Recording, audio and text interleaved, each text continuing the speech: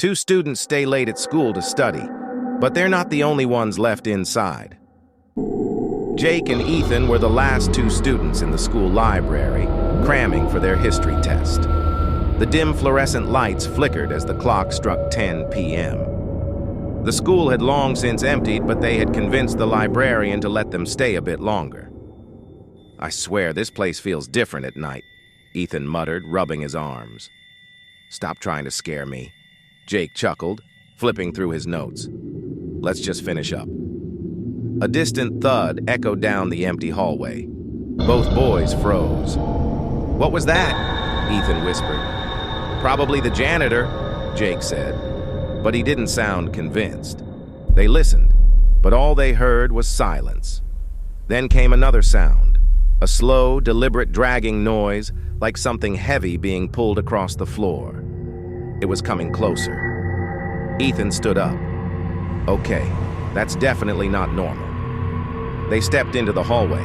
The school, usually so familiar, now seemed endless and eerie in the dim emergency lights.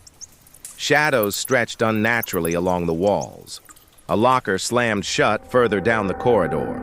Both boys jumped. "Who's there?" Jake called out, his voice shaking. No answer. Then they saw it. A dark figure at the end of the hall, barely visible in the flickering lights. It stood motionless, its head tilted unnaturally to the side. Ethan grabbed Jake's arm. "Dude, we need to go." The figure twitched, then rushed toward them, its movements jerky and unnatural. They bolted, racing through the corridors, turning corner after corner, only to find every exit was locked. The lights above them buzzed violently before shutting off completely, leaving them in total darkness. Then right behind them, a breath and a whisper. "You shouldn't have stayed."